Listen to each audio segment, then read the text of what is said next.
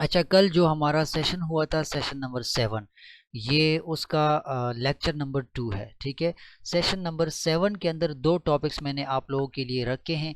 एक था एग्जिस्टेंशियलिज्म, जिसके ऊपर कल मैं डिस्कशन कर चुका हूँ। अनफॉर्चुनेटली कल वाईफाई चला गया था, तो लाइव सेशन कम्प्लीटली नहीं हुआ था। लेकिन चूंकि साइट पर ये रिकॉर्डिंग स्टार्ट होती है, तो आप लोगों को मैंने रिकॉर्डिंग शेयर की थी। आई होप आप लोगों ने वो इसका जो रिकॉर्डेड सेशन था लाइव सेशन 7 का, आपने वो देखा हुआ होगा। ठीक है, कल इसमें हमने एग्जिस्टेंशियलिज्म की इंट्रोडक्शन के ऊपर बात की थी। हमने एग्जिस्टेंशियलिज्म की मीनिंग के हवाले से डिस्कशन की थी।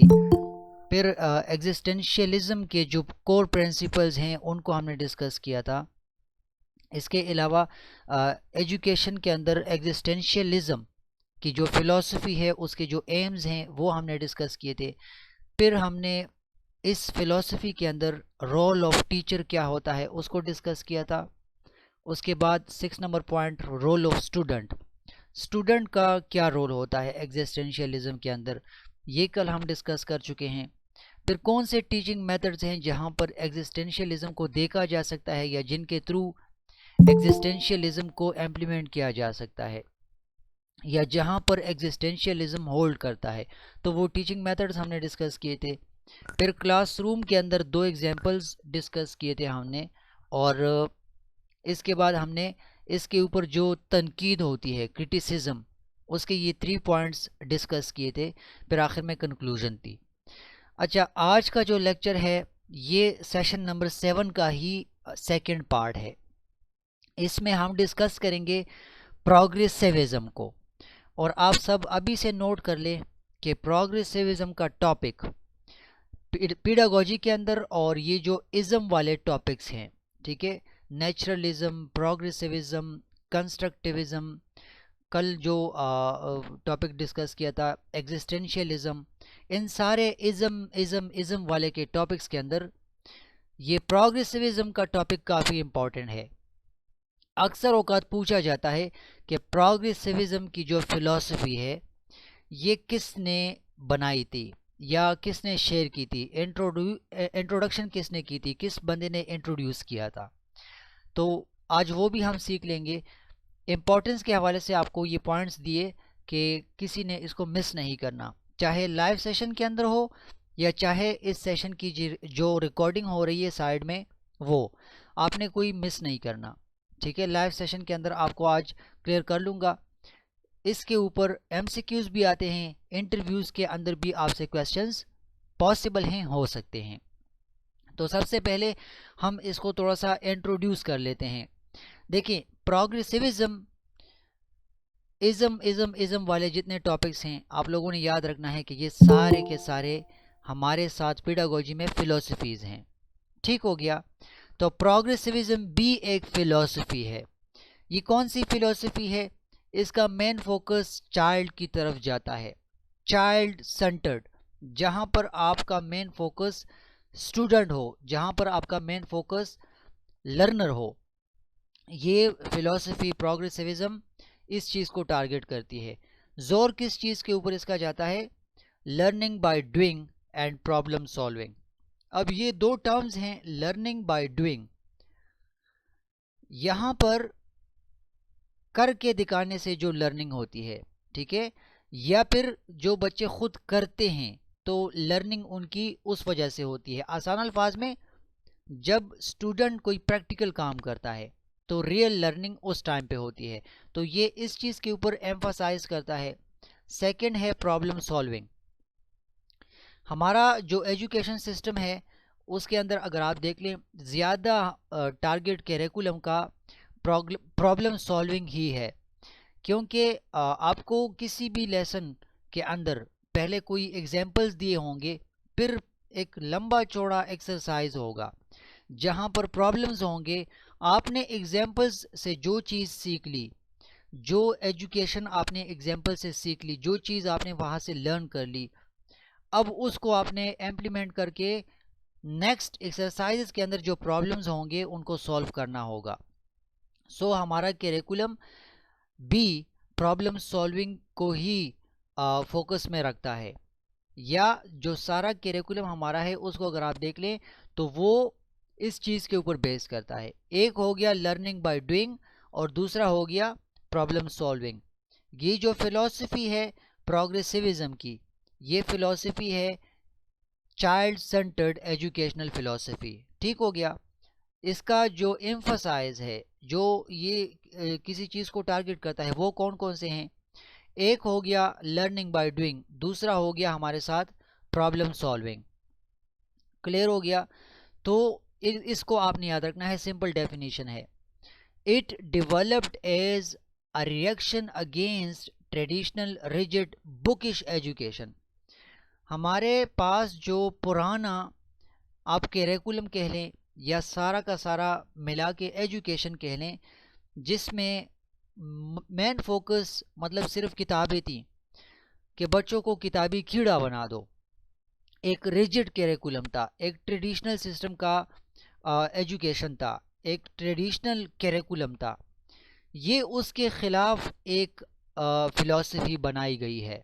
ठीक है, प्रोग्रेसिविज्म की जो फिलॉसफी है ये इन चीज़ों के खिलाफ है। ट्रेडिशनल रिजिड या बुकिश जो एजुकेशन होती है, जहाँ पर प्रैक्टिकलिटी ज़ीरो हो, सिर्फ और सिर्फ आपने बस बुक को ही टारगेट किया हो, तो उस चीज़ को ख़त्म करने के लिए या उससे तवज्जो हटाने के लिए इस फिलॉसफी को डेवलप किया गया है, शेयर किया गया है। क्लियर हो गया? ये थी इसकी इंट्रोडक्शन। अब इसकी जो मीनिंग है इसको थोड़ा सा डिस्कस कर लेते हैं। देखें, मीनिंग में कोई मुश्किल नहीं है। प्रोग्रेसिविज्म ये जो निकला है रूट वर्ड प्रोग्रेस से, देखें यहाँ पर प्रोग्रेस का वर्ड है।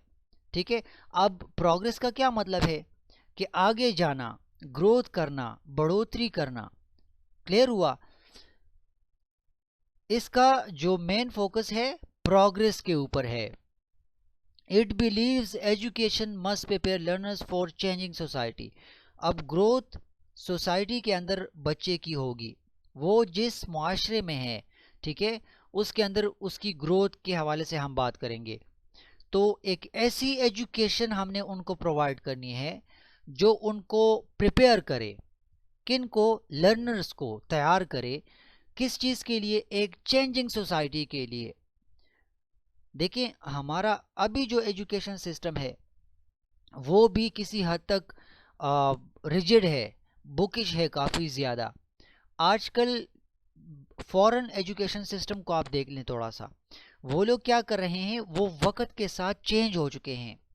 उनके पूरे करिकुलम के अंदर आजकल आप आर्टिफिशियल इंटेलिजेंस को देखेंगे, क्योंकि उनको लगता है कि ये हमारे लिए एक नई चीज़ है, एक चेंज है। तो एजुकेशन सिस्टम को वो अपना फ्लेक्सिबल रखते हैं। यहाँ पर मसले काफ़ी ज़्यादा हैं। यहाँ पर क्या है, यहाँ पर कुछ प्रोग्रेसिविज्म है, सारा नहीं, सारा सिस्टम रिजिड नहीं है, सारा सिस्टम बुकिश नहीं है, लेकिन कुछ हद तक है, सारा नहीं है। ठीक है, उसके अलावा कुछ ऐसी चीज़ें हैं जो कि चेंज को एक्सेप्ट करती हैं और उसके लिए फ्लेक्सिबिलिटी शो करती है। जहाँ पर हम अगर बात करें प्रैक्टिकल्स की, तो प्रैक्टिकल्स क्यों करवाए जाते हैं? ताकि वो प्रैक्टिकली किसी चीज़ के लिए तैयार हो जाएं।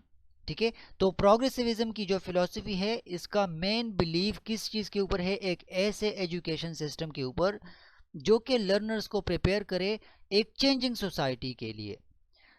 उनकी सोसाइटी उनके सामने होती है, वो उस सोसाइटी के अंदर एग्जिस्ट करते हैं। तो अगर कोई चैलेंज उनके सामने आता है, कोई चेंज उनके सामने आता है, तो वो इतने एजुकेट होने चाहिए कि उस चीज़ को वो फेस कर सकें और वो उस चैलेंज को सरवाइव कर सकें। क्लियर हो गया? इसका मीनिंग यहाँ पर ख़त्म हो गया। अच्छा, फेमस फिलोसोफर कौन है?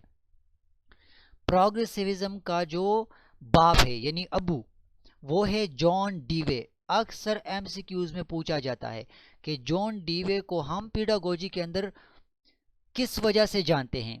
तो आपने याद रखना है कि इस बंदे ने प्रोग्रेसिविज्म के अंदर काफ़ी सारा काम किया था। इसको प्रोग्रेसिविज्म का फादर कहते हैं। क्लियर हो गया? आपने ये याद रखना है। ये किस चीज़ के ऊपर यकीन रखता है? ये एक प्रीवियस लेक्चर में भी ये लाइन मैंने डिस्कशन की थी, इस लाइन के ऊपर डिस्कशन की थी। Education is not preparation for life, education is life itself. जी कोई कुछ कहना चाहता है?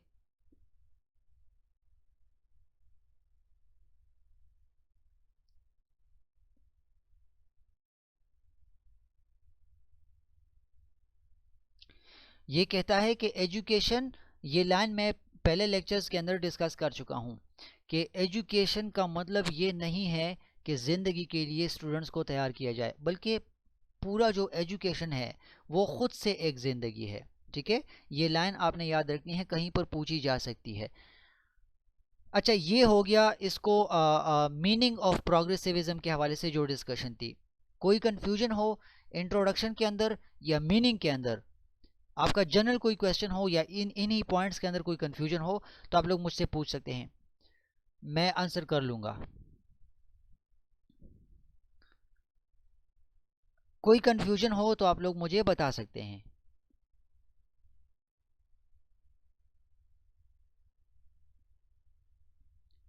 माइक्रोफोन ऑन करके भी आप पूछ सकते हैं और आप मैसेज का ऑप्शन भी यूज़ कर सकते हैं। ठीक है, क्वेश्चन कर सकते हैं, मैं बाद में देख लूँगा, खैर है। अच्छा, इसके जो यानी प्रोग्रेसिविज्म के जो की प्रिंसिपल्स हैं, अब जो भी फ़िलासफ़ी आती है, अभी तक जितने फ़िलासफ़ीज़ के ऊपर हमारी डिस्कशन हुई है, नेचुरलिज़म, सोशलिज़म, प्रोग्रेसिविज्म, इससे पहले जो इज़म वाले टॉपिक्स हमने डिस्कस किए, जितने भी फ़लसफ़े हैं, जितनी भी फ़िलासफ़ीज़ हैं, वो अपने अंदर कुछ प्रिंसिपल्स रखते हैं, कुछ उसूल रखते हैं जिनके ऊपर वो काम करते हैं। पहला यहाँ पर है चाइल्ड सेंटर्ड लर्निंग। प्रोग्रेसिविज्म का पहला प्रिंसिपल ये है कि ये चाइल्ड सेंटर्ड लर्निंग के ऊपर बिलीव रखता है। प्रोग्रेसिविज्म कहता है एक ऐसा एजुकेशन सिस्टम होना चाहिए जिसका सेंटर्ड चाइल्ड हो। ठीक है, जिसका सेंटर चाइल्ड हो, टीचर नहीं होना चाहिए। ये इस चीज़ के ऊपर यकीन रखता है। क्लियर हो गया? Focus on interest and needs of students. अब चाइल्ड सेंटर्ड का मतलब क्या है? चाइल्ड सेंटर्ड का मतलब ये है कि आपका एजुकेशन सिस्टम सिर्फ बच्चे के ऊपर फोकस करे। आपका एजुकेशन सिस्टम ये आपको बता दे, इस चीज़ से आपको इन्फॉर्म करे कि बच्चों के इंटरेस्ट कौन कौन से हैं, उनकी जो ज़रूरियात हैं, नीड्स हैं, वो कौन कौन से हैं। तो पहला इसका प्रिंसिपल चाइल्ड सेंटर्ड लर्निंग हो गया, CCL आप इसको याद रख सकते हैं। सेकंड इसका प्रिंसिपल है लर्निंग बाय डूइंग, यानी करते हुए चीज़ों को सीखना। जहाँ पर प्रैक्टिकल काम होगा, प्रोग्रेसिविज्म वहाँ पर एग्जिस्ट करेगा। Hands on experiences are more effective than rote learning. Learning by doing का क्या फ़ायदा है, क्या मतलब है, क्या मकसद है कि जो एक्सपीरियंसेस आती हैं, प्रैक्टिकल काम से जो स्टूडेंट्स तजुर्बे हासिल करते हैं, वो लॉन्ग लास्टिंग भी होता है, ज़्यादा इफ़ेक्टिव भी होता है, रटलाइजेशन से ज़्यादा फ़ायदेमंद चीज़ है। क्या? Experiences, experiments, learning through experiences. तो सही लर्निंग कब होती है? ये इसका प्रिंसिपल है कि सही लर्निंग करने से, कुछ करने से होती है, कुछ चीज़ों को एक्सपेरिमेंट करने से, उनको एक्सपीरियंस करने से सही लर्निंग होती है। वो ज़्यादा इफ़ेक्टिव चीज़ है, रॉट लर्निंग से ज़्यादा इफ़ेक्टिव चीज़ है। इसका दूसरा प्रिंसिपल ये है। थर्ड इसका प्रिंसिपल है प्रॉब्लम सॉल्विंग और क्रिटिकल थिंकिंग। ये जितनी मॉडर्न फिलोसफीज़ हैं उनके अंदर आप ये टर्म्स अक्सर आपने नोट किए होंगे। प्रॉब्लम सॉल्विंग, किसी चीज़ को सॉल्व करना, कुछ स्टेप्स लेकर किसी चीज़ को सॉल्व करना प्रीवियस नॉलेज की बेस पर, उसको कहते हैं problem solving. Critical thinking, critical thinking क्या होती है? जो क्रिएटिव थिंकिंग होती है, मतलब कोई टॉपिक सिर्फ उसका नाम आपने वाइट बोर्ड पर लिखा, ब्लैक बोर्ड पर लिखा, और बच्चों के जहन में उससे बेशुमार क्वेश्चंस पैदा हुए। कोई बच्चा आपसे किसी एस्पेक्ट के हवाले से क्वेश्चन करेगा, कोई दूसरा बच्चा किसी और एस्पेक्ट को टारगेट करेगा, क्रिटिकली वो थिंक करेंगे। ठीक है, मतलब यहाँ पर वो लॉजिकल चीज़ें होती हैं क्रिटिकल थिंकिंग वाली। तो इसका ये भी थर्ड प्रिंसिपल के अंदर ये टॉपिक है कि प्रॉब्लम सॉल्विंग और क्रिटिकल थिंकिंग के ऊपर इसका बिलीव है। ये इसका एक प्रिंसिपल है। Students must learn to solve real life issues. अब जब स्टूडेंट्स प्रॉब्लम सॉल्विंग करेंगे, क्रिटिकल थिंकिंग करेंगे, क्रिएटिव थिंकिंग करेंगे, तो वो क्या किस चीज़ की तरफ जाएंगे? उनकी जो रियल लाइफ है उसमें जो चैलेंजेस, जो मसले, जो इश्यूज आएंगे उनको अच्छी तरह से वो डील कर सकेंगे। तो एजुकेशन को ऐसा होना चाहिए कि वो बच्चों को ये चीज़ लर्न करवाए कि वो रियल लाइफ इश्यूज को, रियल लाइफ चैलेंजेस को फेस कर सके, वहाँ पर उनके सामने जो मसले आए उनको सॉल्व कर सके, किसी भी मसले के लिए वो क्रिटिकल थिंकिंग कर सके। ये इसका थर्ड प्रिंसिपल हो गया। डेमोक्रेसी इन एजुकेशन, ये इसका फोर्थ नंबर प्रिंसिपल है। ये इस चीज़ के ऊपर यकीन रखता है कि बच्चों की जो क्लास होती है वो एक छोटा सा मुआशरा समझ लें, मिनी सोसाइटी, जहाँ पर स्टूडेंट्स, सोसाइटी किस चीज़ को कहते हैं? सोसाइटी का मतलब ये नहीं कि वहाँ पर कुछ लोग होते हैं, उनकी रहन सहन होती है, वो खाते पीते हैं और सोते हैं और जागते हैं और बस उनका सिस्टम चलता है। सोसाइटी सही मानों में वो सोसाइटी कहलाती है जहाँ पर इन सारी चीज़ों को मिलाकर जो लोग वहाँ पर रहते हैं वो अपने आइडियाज़ फ्रीली शेयर भी कर सकें, अपने डिसीजंस भी ले सकें और अपने आइडियाज़ को अच्छी तरह से इम्प्लीमेंट भी कर सकें। तो ये इस चीज़ के ऊपर भी यकीन रखता है। डेमोक्रेसी इन एजुकेशन मतलब जमहूरियत आपकी तालीम के अंदर होनी चाहिए। अब जमहूरियत किस चीज़ को कहते हैं? आपकी जो इजहार राय है उसमें आपको कंप्लीट आज़ादी होनी चाहिए।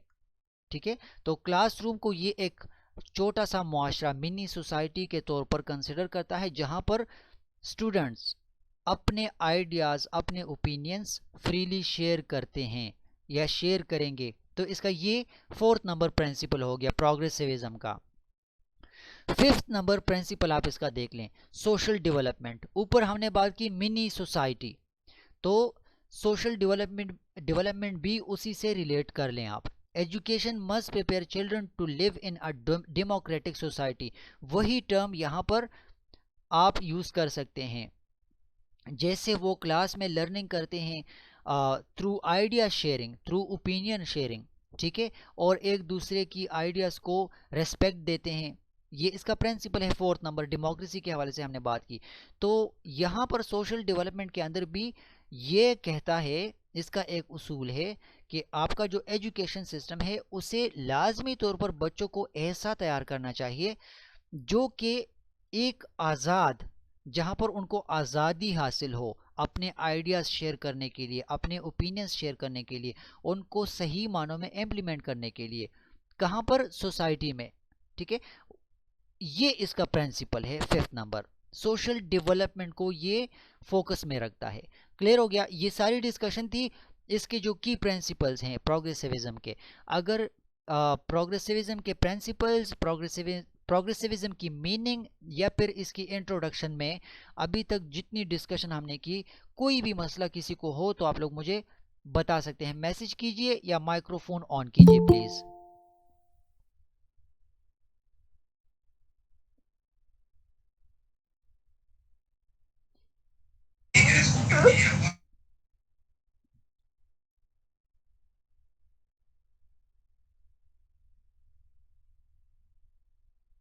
Is there any confusion in introduction, in meaning of progressivism and in principles of progressivism? कोई मसला हो तो आप लोग मुझे बता दें, अदरवाइज मैं जंप कर लूँ फोर्थ नंबर पॉइंट पर, एम्स ऑफ एजुकेशन। प्रोग्रेसिविज्म जहाँ पर जिस एजुकेशन के अंदर हो उस एजुकेशन के एम्स, मकासद क्या होने चाहिए, इस टॉपिक को फिर डिस्कस कर लें। चलिए आप मैसेज छोड़ सकते हैं मुझे, ठीक है, मैं मैसेज देख लूँगा। एम्स ऑफ एजुकेशन, प्रोग्रेसिविज्म के अंदर एजुकेशन के एम्स कौन कौन से होते हैं? पहला, ऊपर हमने डिस्कस किया, आसान सा टर्म है कि ये प्रैक्टिकल स्किल्स को डेवलप करने में हेल्प करता है, पहला हो गया। सेकंड है स्टूडेंट्स को ट्रेन करता है सोसाइटी में जितने चेंजेस उनके सामने आते हैं, उनको एडजस्ट करने के लिए, उनको फेस करने के लिए, उन चैलेंजेस को हैंडल करने के लिए, उनको सरवाइव करने के लिए। सेकंड इसका ये एम है। थर्ड इसका है build cooperative and democratic citizens. जो सोसाइटी की बात हमने ऊपर की, तो क्या होता है, ये एक फ़ायदा हमें मिलता है कि एक कोऑपरेटिव और एक डेमोक्रेटिक सोसाइटी बनती है जहाँ पर सिटीजन होते हैं, जहाँ पर लोग होते हैं। तो ये उस चीज़ के अंदर भी हेल्प करता है।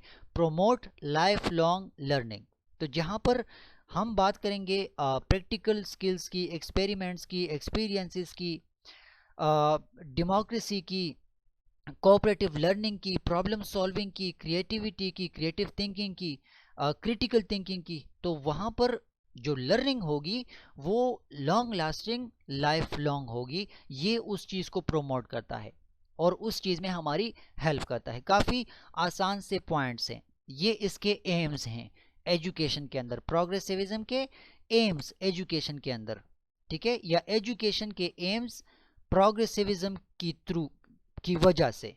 क्लियर हो गया। 4 टॉपिक्स हमने डिस्कस किए। इन 4 टॉपिक्स में किसी को कोई प्रॉब्लम हो तो मैं अगेन आपको टाइम देता हूं, आप खैर मुझे बता दें। Is there any confusion?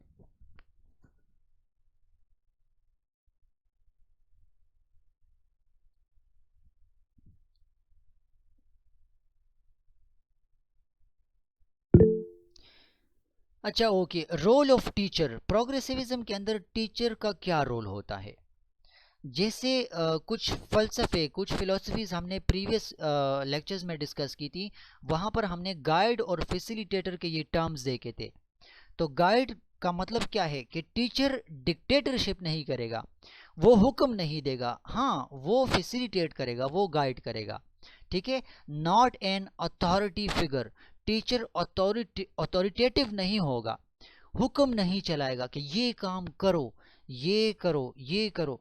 यहाँ पर टीचर बच्चे को देखेगा, बच्चे को सुनेगा, बच्चे को पढ़ेगा, फिर उसको जो फीडबैक आएगा, जो इनपुट आएगा, उसमें ये बच्चे को हेल्प करेगा, फैसिलिटेट करेगा। तो पहला रोल ये हो गया।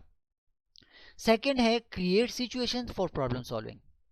अब प्रॉब्लम्स आ गए उनके सामने, तो ऐसे सिचुएशंस क्रिएट करना टीचर का रोल होगा जो उस प्रॉब्लम को सॉल्व करने में बच्चों की हेल्प कर सके। यानी वही गाइड, वही फैसिलिटेटर का टर्म यहाँ पर भी आप कंसिडर कर लें, आप इमेजिन कर लें। थर्ड इसका है encourage team work and collaboration. Teacher क्या करेगा, वो टीम वर्क को और बच्चों को कहेगा कि आप इन चीज़ों के ऊपर कोलाबरेट करें, इन चीज़ों के ऊपर ग्रुप वर्क करें।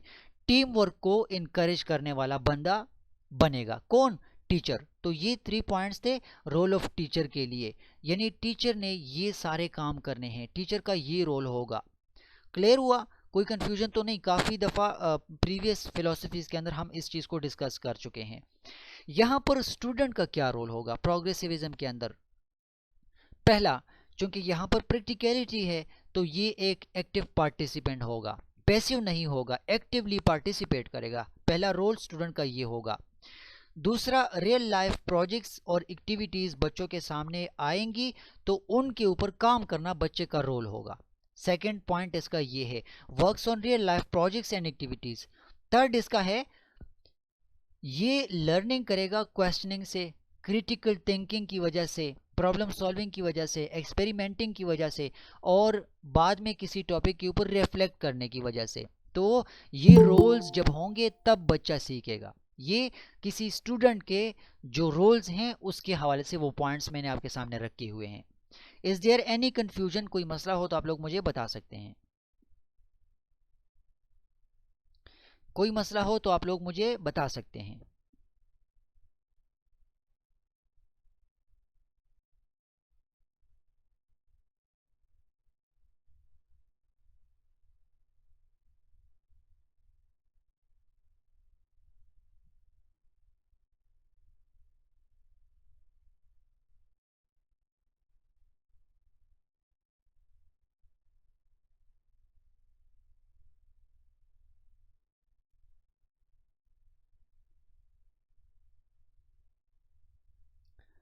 कोई प्रॉब्लम हो, कोई मसला हो तो आप लोग मुझे बता सकते हैं।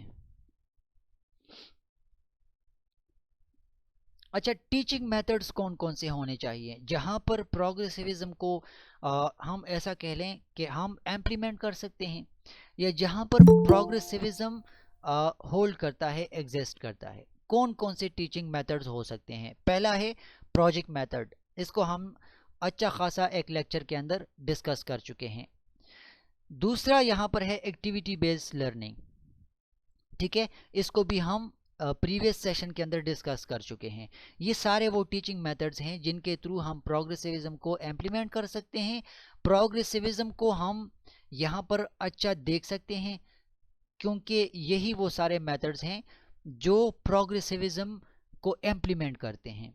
ग्रुप वर्क या कोऑपरेटिव लर्निंग, ये भी हम अपने मेथडोलॉजी के अंदर रख सकते हैं, एडॉप्ट कर सकते हैं। फील्ड ट्रिप्स या फिर एक्सपेरिमेंट्स, प्रैक्टिकलिटी है तो फील्ड ट्रिप्स या एक्सपेरिमेंट्स अपने टीचिंग मेथड्स के अंदर ले आना, ये भी प्रोग्रेसिविज्म की तरफ ही हम जाएंगे।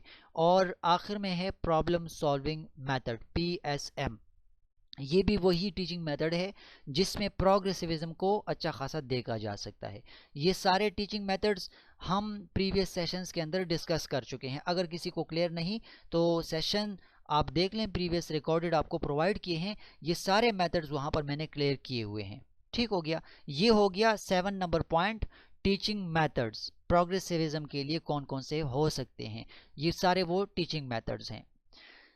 क्लासरूम के अंदर एग्जाम्पल्स क्या हो सकते हैं जहां पर प्रोग्रेसिविज्म हम देख सकते हैं? प्रोग्रेसिविज्म के अंदर देखें, ग्रोथ की बात होती है, डेवलपमेंट की बात होती है, बच्चे रियल एक्सपीरियंसेस या प्रैक्टिकल कामों से सीखते हैं।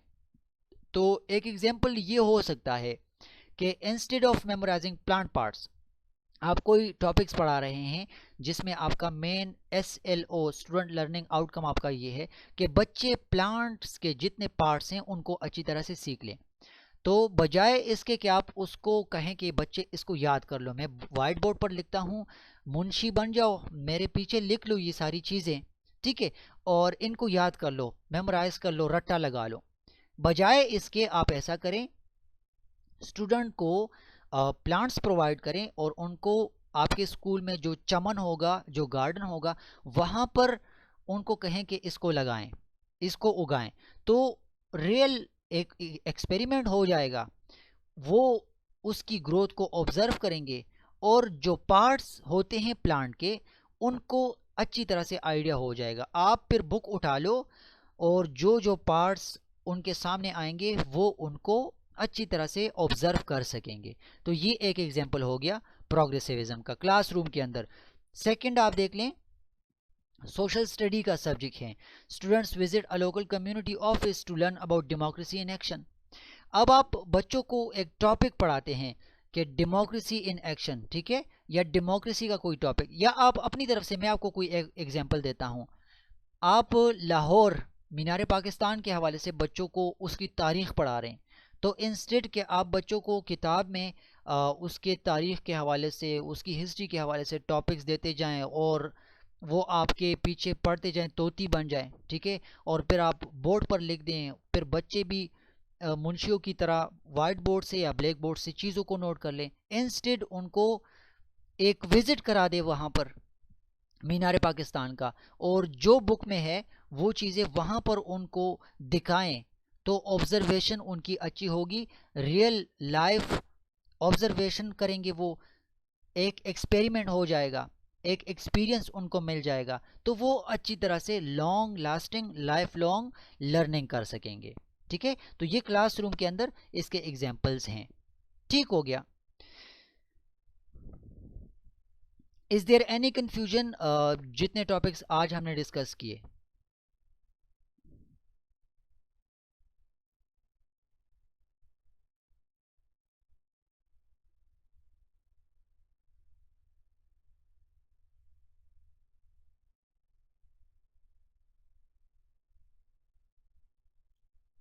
इज देयर एनी कंफ्यूजन, कोई मसला हो किसी को अभी तक जितने टॉपिक्स हमने डिस्कस किए?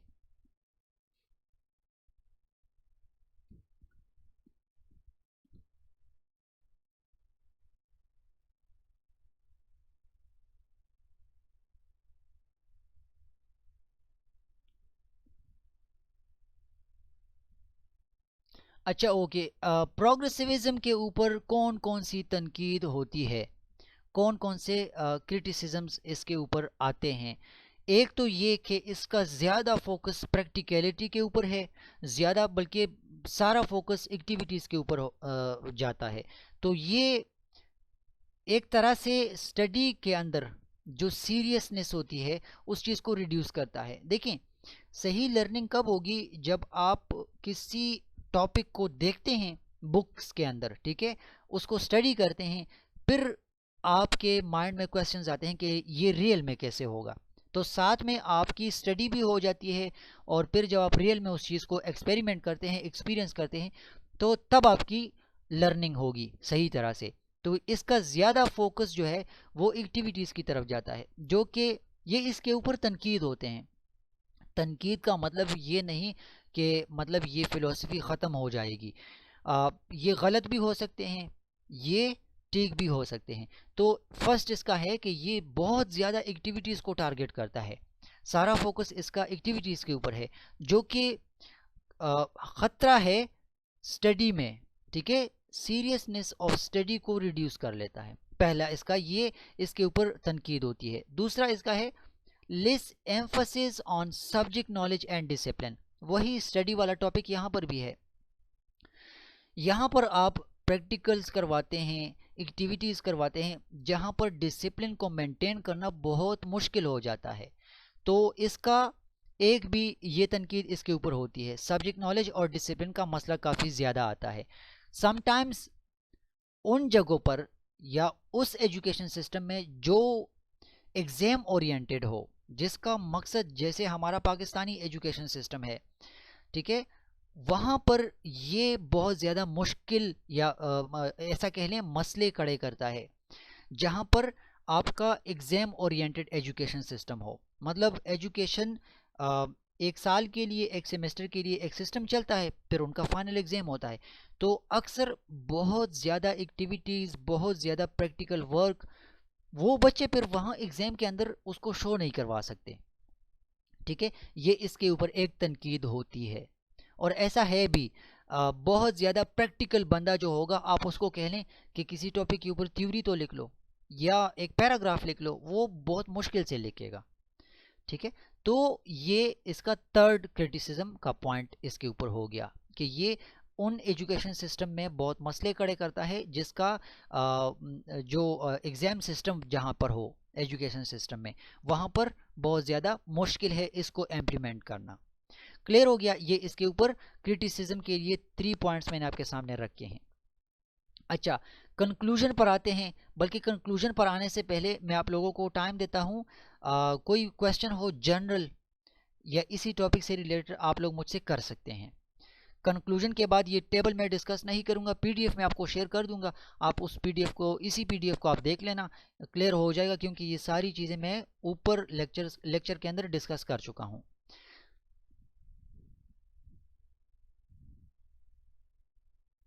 कोई मसला, कोई क्वेश्चन, कोई कंफ्यूजन हो तो आप लोग बता दें।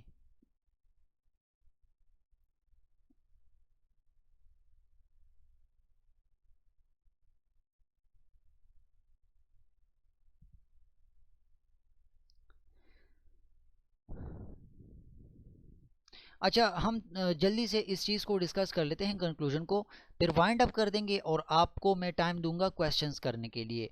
प्रोग्रेसिविज्म, कंक्लूजन में आते हैं, ठीक है। प्रोग्रेसिविज्म किस चीज़ के ऊपर यकीन रखता है? ऊपर हमने डिस्कस किया कि ये प्रैक्टिकलिटी के ऊपर यकीन रखता है, डेमोक्रेसी के ऊपर यकीन रखता है, एक ऐसा एजुकेशन सिस्टम होना चाहिए, ये इस चीज़ के ऊपर यकीन रखता है कि जो प्रैक्टिकल हो, जो डेमोक्रेटिक हो, जो प्रॉब्लम सॉल्विंग के ऊपर बेस करे, ठीक है, फर्स्ट। सेकंड, ये लर्निंग को मीनिंगफुल और रियल लाइफ के साथ कनेक्ट कर लेता है। स्टूडेंट्स को जो चेंजिंग सोसाइटी का वर्ड हमने ऊपर डिस्कस किया उसके लिए तैयार कर लेता है। मीनिंगफुल एजुकेशन या कनेक्टेड टू रियल लाइफ, ठीक है, प्रैक्टिकलिटी की तरफ हम आते हैं यहाँ पर। क्लियर हो गया। Preparing students for an ever changing world, जितने भी चेंजेस, जितने भी चैलेंजेस, दुनिया बदलती रहती है वक्तन फ़वक्तन, तो उसके लिए एक मीनिंगफुल लर्निंग या मीनिंगफुल जो उसको कह लें एक्सपीरियंसेस बच्चों को देता है। ठीक है। मेक्स लर्निंग मीनिंगफुल, लर्निंग को बामानी बनाता है, मानी के साथ मीनिंगफुल बनाता है, जो कि रियल लाइफ के साथ कनेक्टेड होता है और स्टूडेंट्स को जो बदलती दुनिया है उसके लिए तैयार करता है। बस कंक्लूजन यही तक था, कोई और रॉकेट साइंस इसके अंदर नहीं है। लेक्चर मेरी तरफ से ख़त्म हो गया। मैं अब आपकी तरफ आता हूँ। कोई मसला हो, कोई जनरल, कोई कोई भी आपके जहन में कोई कन्फ्यूजन हो तो आप लोग मुझे बता सकते हैं, अदरवाइज इसको हम आज यहाँ पर ही वाइंड अप कर देंगे। You can open your microphone, या फिर आप मैसेज भी कर सकते हैं।